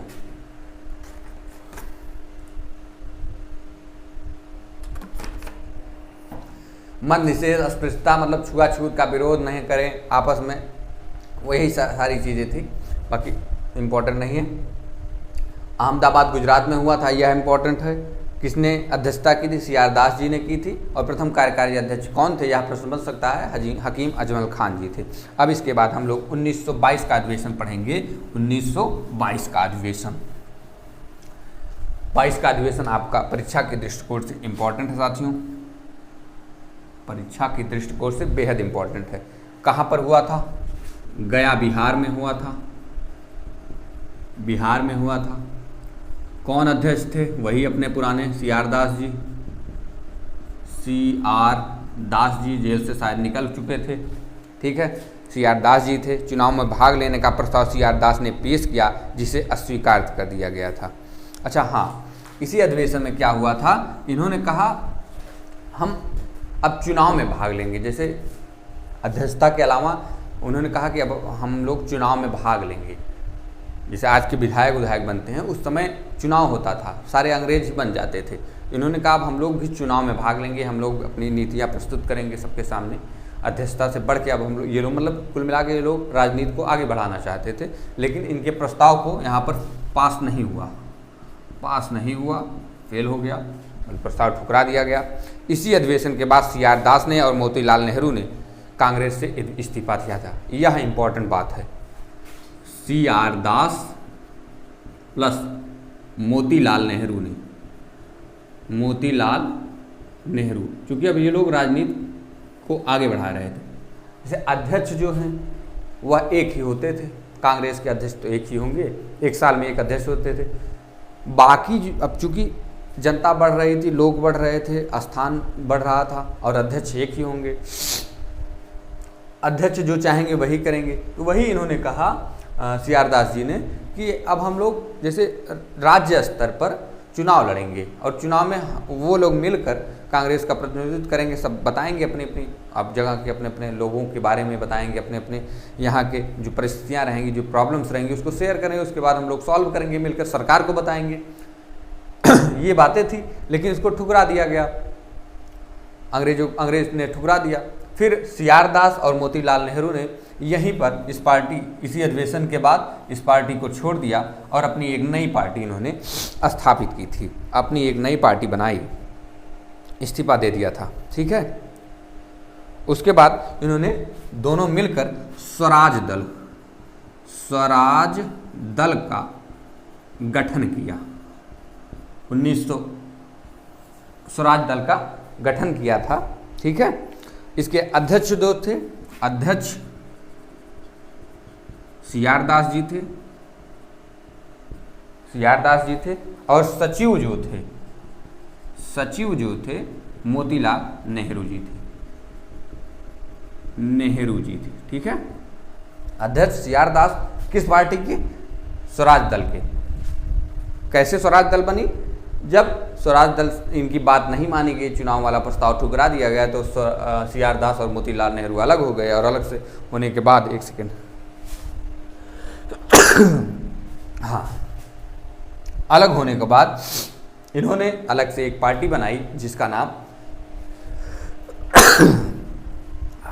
नाम स्वराज पार्टी रखा, और उसके अध्यक्ष CR दास जी बने, उसके सचिव जो है मोतीलाल नेहरू जी बने। अगर प्रश्न बन जाए कि स्वराज पार्टी का गठन किसने किया, तो ऑप्शन में अगर CR दास रहेगा CR दास लगाएंगे, ऑप्शन में अगर मोतीलाल नेहरू रहेगा तो मोतीलाल नेहरू लगाएंगे, अगर दोनों करके रहेगा और A B लिखा रहेगा A और B दोनों, तो दोनों बताएंगे। लेकिन इसका श्रेय जो है मोतीलाल नेहरू को ही जाता है, चूँकि मोतीलाल नेहरू ने ही पार्टी का गठन किया था।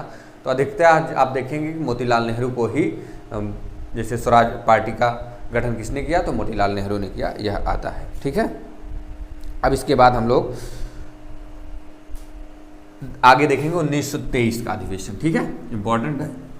तो इसका भी अधिवेशन 1923 का अधिवेशन। ठीक है, 23 का अधिवेशन जो है, यहाँ पर भी 2 अधिवेशन हुए, विशेष अधिवेशन और वार्षिक अधिवेशन। एक बार कब हुआ, आप लोग शायद भूल जाते हैं सब। विशेष अधिवेशन, वार्षिक अधिवेशन। विशेष अधिवेशन जो है वह दिल्ली में हुआ, वार्षिक अधिवेशन जो है काकीनाडा गुजरात में हुआ। काकीनाडा गुजरात के काकीनाडा में हुआ, बंगाल के काकीनाडा में, बंगाल के काकीनाडा में हुआ। वार्षिक अधिवेशन जो है बंगाल के काकीनाडा में, विशेष अधिवेशन दिल्ली में हुआ। दिल्ली अधिवेशन की अध्यक्षता मौलाना अबुल कलाम आज़ाद ने की, मौलाना अबुल कलाम आज़ाद ने की, अबुल कलाम ने की। और जो काकीनाडा में अधिवेशन हुआ था उसका मोहम्मद अली जौहर ने की, मोहम्मद अली जौहर ने इसकी अध्यक्षता की। ठीक है, सबसे युवा अध्यक्ष इनको कहा जाता है, सबसे युवा अध्यक्ष बने, युवाध्यक्ष, सबसे युवा अध्यक्ष बने। और ये अखिल भारतीय स्वयंसेवक संघ से जुड़े नेता थे। मोहम्मद अली जौहर जी अखिल भारतीय स्वयंसेवक संघ, अखिल भारतीय स्वयं सेवक संघ। देखिए ध्यान से, फिर से देखिए, 1923 का में 2 अधिवेशन हुए। पहला अधिवेशन विशेष अधिवेशन था, दूसरा अधिवेशन वार्षिक अधिवेशन था जो हर वर्ष होता था। विशेष अधिवेशन दिल्ली में बुलाया गया। किसने बुलाया था, यह भी आप लोग, मतलब स्वतंत्र भारत, मौलाना अबुल कलाम के बारे में कहा जाता है कि ये स्वतंत्र भारत के पहले शिक्षा मंत्री भी आगे चल के बनेंगे। ठीक है, ये दिल्ली में विशेष अधिवेशन हुआ, अध्यक्षता मौलाना अबुल कलाम आज़ाद ने की, सबसे युवा अध्यक्ष के रूप में चुने गए। दूसरा वार्षिक अधिवेशन हुआ, कहाँ पर हुआ, काकीनाडा में हुआ, जो कि बंगाल में स्थित है। इसकी अध्यक्षता मोहम्मद अली जौहर ने किया, जो अखिल भारतीय स्वयं संघ सेवक से जुड़े हुए थे। ठीक है,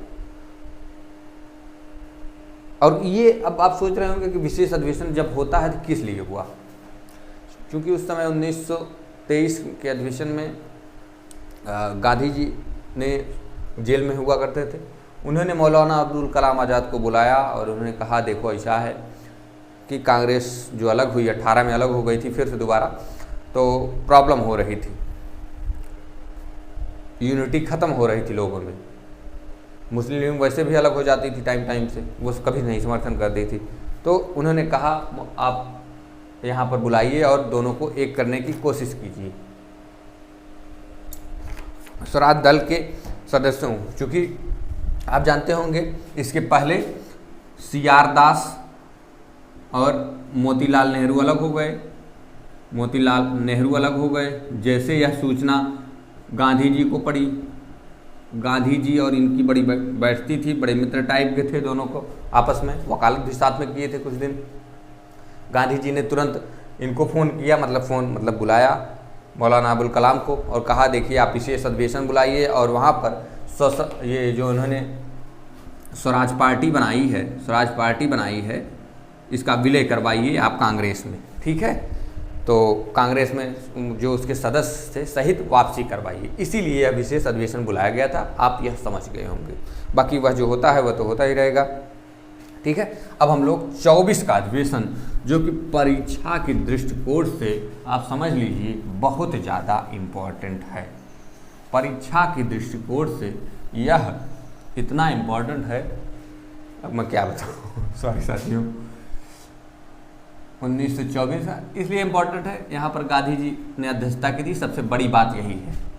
1924 का अधिवेशन जो है वह बेलगाम कर्नाटक में हुआ था, बेलग्राम कर्नाटक में हुआ था। अध्यक्ष पहली बार अध्यक्षता गांधी जी ने की, इसीलिए इम्पोर्टेंट है। अध्यक्ष कौन था? गांधी जी, मोहनदास करमचंद गांधी जी ने इसकी अध्यक्षता की। बीच बीच में हमारा यह सिस्टम भी खराब हो जाता है साथियों। किस लिए अब इम्पोर्टेंट साथियों 24 का अधिवेशन? क्योंकि यहाँ पर गांधी जी ने पहली बार अध्यक्षता की थी। पहली बार किस अधिवेशन में आए वो अलग बात है, लेकिन किस अधिवेशन में इन्होंने अध्यक्षता की थी यह याद रखने वाली बात है। गांधी जी ने पहली बार किस अधिवेशन में अध्यक्षता की थी? तो 1924 के बेलगाम कर्नाटक में जो अधिवेशन हुआ था उसकी अध्यक्षता गांधी जी ने की थी। कांग्रेस जो अलग हुई थी नरम दल गरम दल में, फिर उन्होंने समझौता कराया, 7 में अलग हुई, 16 में एक हुई, 18 में अलग हुई, फिर जाकर 1924 में फिर एक करवा दिए गांधी जी। तो ये प्रमुख बातें हैं। फिर दोबारा कब कांग्रेस के गरम दल और गरम दल के नेताएं एक हुए? कांग्रेस के किस अधिवेशन में? तो 1924 के गांधी जी वाले अधिवेशन में। और यहाँ पर स्वराज पार्टी भी एक हुई, जिसे गांधी दास समझौता भी कहीं कहीं लिखा रहता है, तो वो इम्पोर्टेंट है, ध्यान रखिएगा। इसके बाद हम लोग 25 का अधिवेशन देख लेते हैं। 25 का अधिवेशन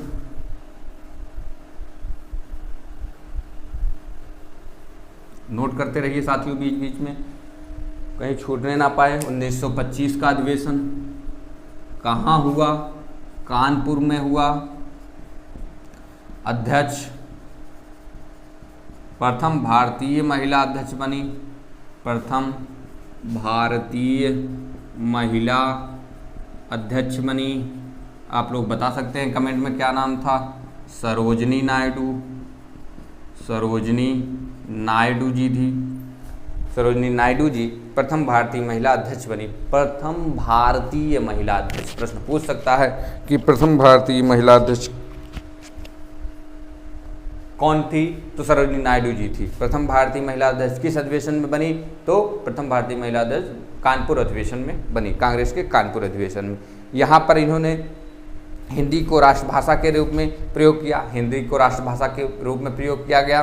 सबसे पहले ध्वज वंदना, विजयी विश्व तिरंगा प्यारा गाया गया, विजयी विश्व तिरंगा प्यारा गाया गया, विजयी विश्व तिरंगा प्यारा, विश्व तिरंगा प्यारा, ध्वज वंदना ये थी, ध्वज वंदना, ठीक है। राष्ट्रगीत, राष्ट्रगान ये सब छोड़ के यह ध्वज वंदना, ध्वज मतलब तिरंगा, उसके लिए यह गाया गया था, विजयी विश्व तिरंगा प्यारा, ठीक है। किस अधिवेशन में गाया गया? तो कानपुर अधिवेशन में। इसकी अध्यक्षता किसने की? सरोजनी नायडू जी ने की। सरोजनी नायडू कौन थी?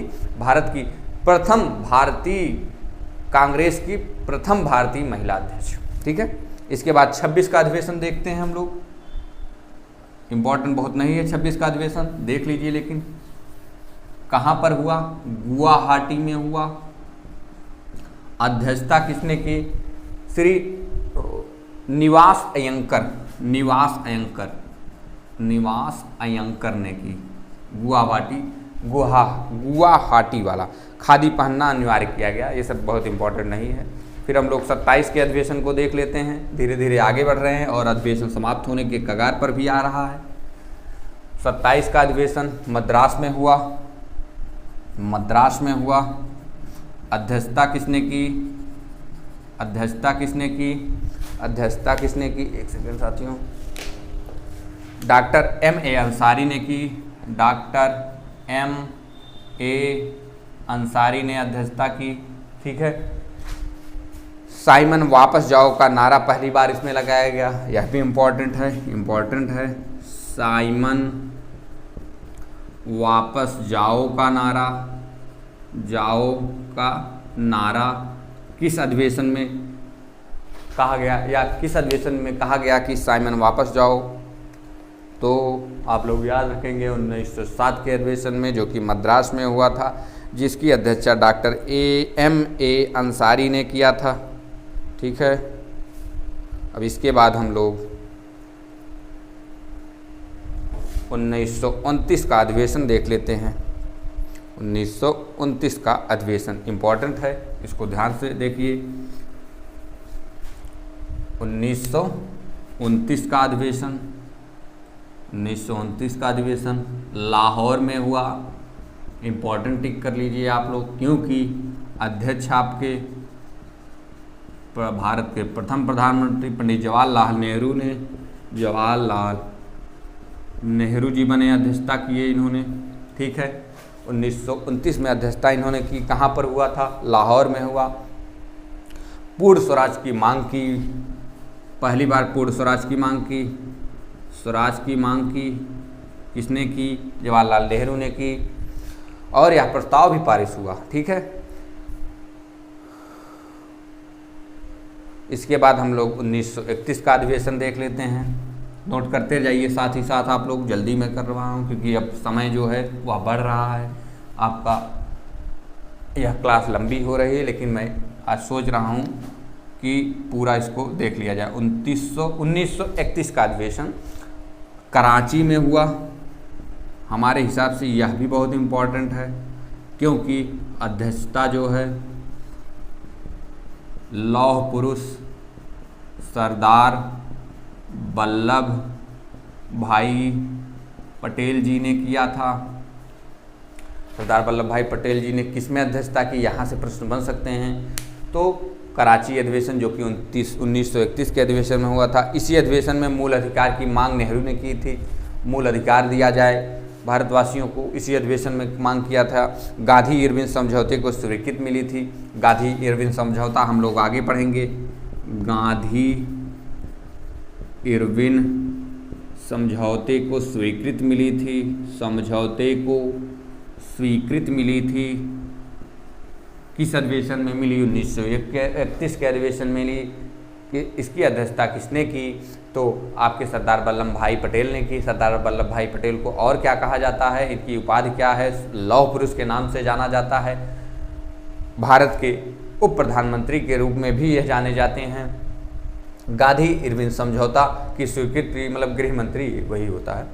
गांधी इरविन समझौता हम लोग, यह इम्पॉर्टेंट है, इम्पॉर्टेंट यह है, इसको टिक कर लीजिए। यह आगे हम लोग पढ़ेंगे। अब हम लोग इसके आगे देखते हैं 1936 का अधिवेशन। नोट कर लिए होंगे आप लोग।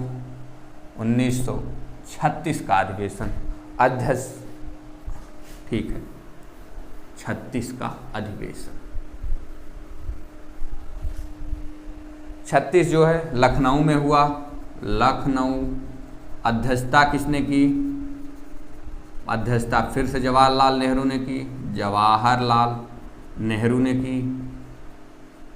ठीक है, जवाहरलाल नेहरू ने की। कांग्रेस को नया लक्ष्य समाजवाद घोषित होगा। अच्छा, इसमें क्या हुआ कि कांग्रेस वाले ने कहा कि अब हम समाज को लेकर चलेंगे। समाजवाद एक नया लक्ष्य किया, इससे कोई मतलब नहीं है।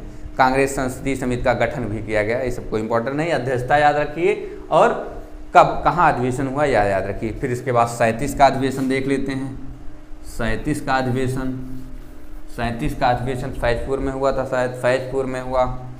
फैजपुर, फिर से अध्यक्षता जवाहरलाल नेहरू ने की। जवाहरलाल नेहरू ने की। ठीक है, यह ऐसा अधिवेशन था जो गांव में आयोजित हुआ था। फैजपुर गांव में आयोजित हुआ था। यार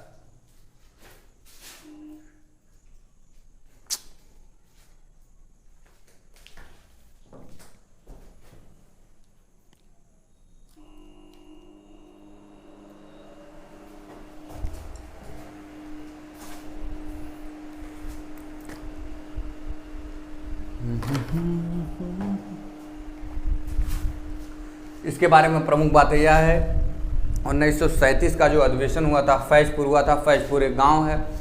तो प्रश्न अगर पूछ ले, वैसे पूछना नहीं चाहिए कि गांव में होने वाला कांग्रेस का अधिवेशन कौन सा था, तो 1937 का फैजपुर का अधिवेशन। उसके बाद 38-39 अधिवेशन देख लेते हैं हम।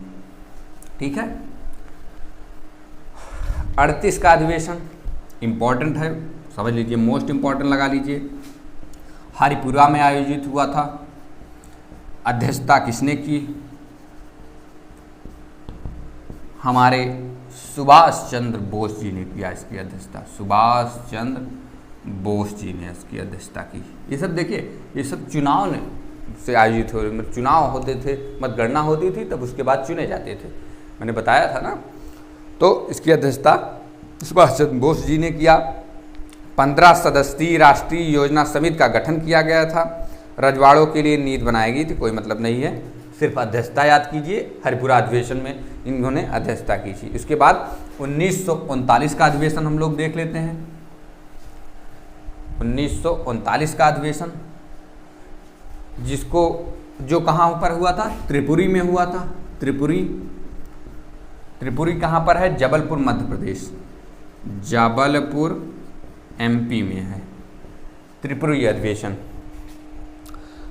अध्यक्ष जो थे, हाँ बहुत इंपॉर्टेंट है यह भी, अध्यक्ष जो थे निर्वाचन से अध्यक्ष निर्वाचित हुए थे जो, वो सुभाष चंद्र बोस जी थे। देखिए सुभाष चंद्र बोस जी निर्वाचित हुए, लेकिन इन्होंने किसको हराया था? पट्टाभी सीतारमैया को हराया। किसको? पट्टाभी सीतारमैया जी को। ये थोड़ा कहानी है, इसको समझ लीजिए। सुभाष चंद्र बोस जी चुनाव लड़ रहे थे और पट्टाभी सीतारमैया जी को गांधी जी ने खड़ा किया था। गांधी जी के मतलब गांधी जी इनके सपोर्टर थे। गांधी जी ने इनको खड़ा कर दिया कि आप चुनाव लड़िए, पट्टाभी सीतारमैया को। चुनाव ये हार गए। गांधी जी मुंह फुला के बैठ गए, कहे यह सीतारमैया की हार नहीं, मेरी हार है। मतलब खिसिया गए कुल मिलाकर गांधी जी। तब उसके बाद सुभाष चंद्र बोस जी ने कहा मैं जीता हूँ, आप ही समझ लीजिए अध्यक्ष हैं। लेकिन वो माने नहीं, मतलब मनाया गया लेकिन माने नहीं। उसके बाद सुभाष चंद्र बोस जी ने अध्यक्ष पद से इस्तीफा दे दिया। उसके बाद अध्यक्षती खाली हो गई और ये हार चुके थे। फिर क्या हुआ? ये प्रश्न आया हुआ है आपके 2021, मुझे याद है, पेट एग्जाम जो हुआ था उसमें यह प्रश्न आया हुआ है। आप प्रश्न उठा के देखेंगे तो उसमें अध्यक्षता, तब अध्यक्ष कौन बने, अस्थायी अध्यक्ष कौन बने। सब लोग सोचते हैं कि जब ये चुनाव इस्तीफा दे दिए तो यही बन गए होंगे, लेकिन ये नहीं बने थे। अस्थायी अध्यक्ष जो थे वह डॉक्टर राजेंद्र प्रसाद जी बने। डॉक्टर राजेंद्र प्रसाद जी अस्थायी अध्यक्ष बने। अब हम लोग इसके बाद पढ़ते हैं 1940 का अधिवेशन। 1939 के बाद 40 का अधिवेशन नोट कर लीजिए आप लोग।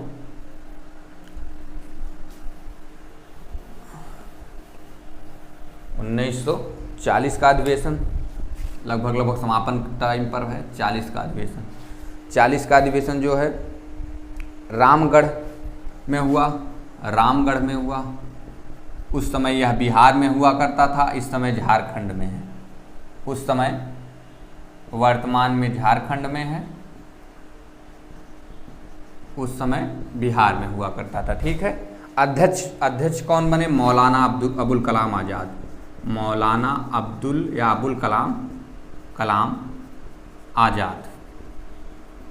आज़ाद। ठीक है, मौलाना अबुल कलाम आज़ाद। और भारत छोड़ो आंदोलन का प्रारूप प्रस्ताव इसी में पेश किया गया। आज़ाद जी ने पेश किया था, चंद्रशेखर आज़ाद जी ने। हाँ, एक प्रश्न और इससे बनता है। 1941 से 1945 तक यहाँ पर रामगढ़ में जब यह अधिवेशन हो गया, उसके बाद अध्यक्ष जो है मौलाना अबुल कलाम आज़ाद जी बन गए। तो 1941 से लेकर 45 तक कोई अधिवेशन ही नहीं हुआ। प्रश्न बन सकता है कि किस वर्ष में कांग्रेस का अधिवेशन नहीं हुआ? तो 1941 से 45 के बीच में अधिवेशन नहीं हुआ। फिर 1946 में अधिवेशन होता है। 1946 में अधिवेशन होता है। अब जब अधिवेशन नहीं होगा साथियों, तो आप समझ रहे होंगे, जैसे अधिवेशन नहीं, यह भी प्रश्न बनता है। 1940 में अध्यक्ष थे ये, अध्यक्ष कौन था 40 में? अबुल आज़ाद जी थे, अबुल कलाम आज़ाद जी थे, अबुल कलाम थे ना। तो 40 में अध्यक्ष थे।